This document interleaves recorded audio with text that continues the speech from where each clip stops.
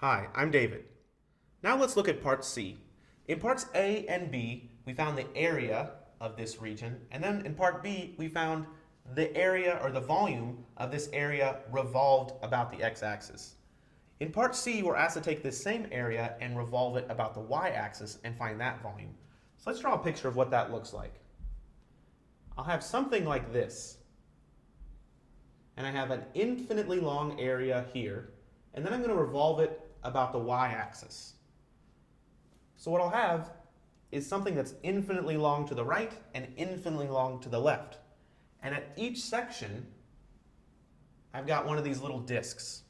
So it's kind of like a big, not a cone because it's curved, but kind of like a cone that's flattened down and goes infinitely far to the right and infinitely far to the left. And we need to try to figure out this volume. Okay, when I have a volume of something like this, it's a good idea to try to use the shell method. The shell method says, let's look at this height right here and plug into our formula. Well, the volume using the shell method looks like this. It's 2 pi times the integral. In this case, my lower and upper limit of integration are 0 and infinity of x times f of x. F of x being this height right here. In our case, it's e to the negative x dx. Okay, if I can solve this using the shell method, then I can figure out this volume right here. Well, there are a couple things going on here. First of all, this is an improper integral. So I'll have to rewrite this as 2 pi times the limit as a approaches infinity of the integral from 0 to a of x e to the negative x dx. The second thing that's going on is that I have an x times e to the negative x. Whenever I have something like that, a product in here that's not simplifiable, and there's no easy way to simplify this, then I should use integration by parts. So let's use integration by parts and see what we can get here. Well, if I'm going to choose integration by parts, I need to pick a u, and I need to pick a dv. Well, I want to pick it in a way such that du is simpler. So if I pick u equals x, then du is nicely just dx. And that's going to make my new integral very nice. Well then, if u is x, dv should be e to the negative x dx. And that's something that's also pretty easy to integrate. The integral of e to the negative x is just negative e to the negative x. Okay, so let me rewrite this integral using integration by parts. This equals, well, let's see what I've got. I've got the 2 pi and the limit there. That's fine, so I'll keep that along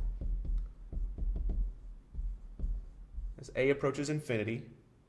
And now my new problem looks like this.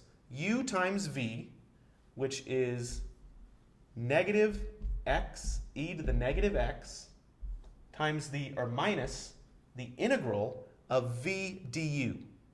V du, well, v is negative e to the negative x. So if I'm going to put that in there, instead of putting this negative here, I'll just change this negative to a positive. And I've got e to the negative x. And du is just equal to dx. Now I have to worry about my limits of integration here. My limits of integration are 0 to a.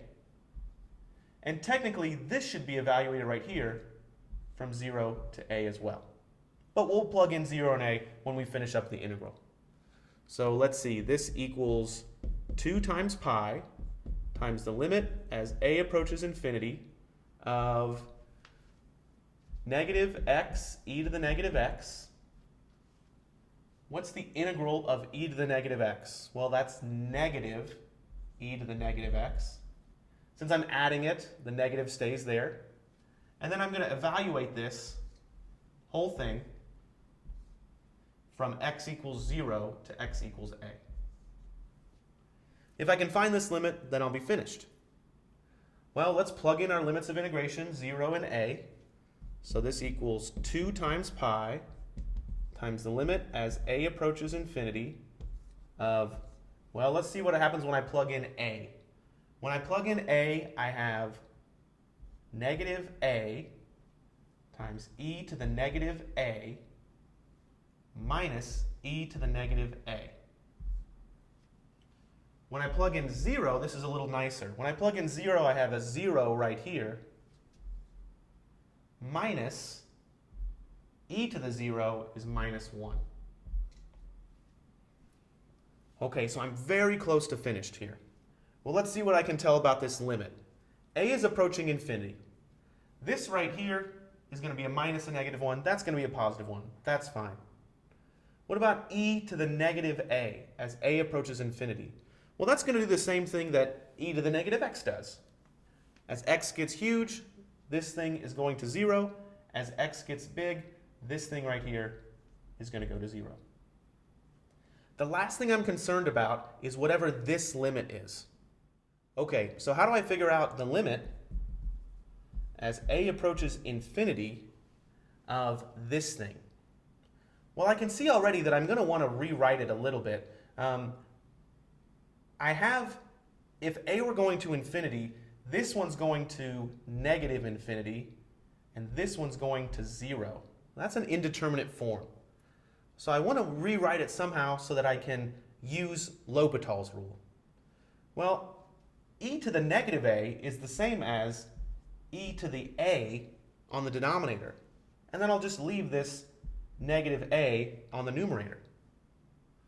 Well, that's something that I can use L'Hopital's rule, because now both the top and the bottom are going to negative infinity and positive infinity.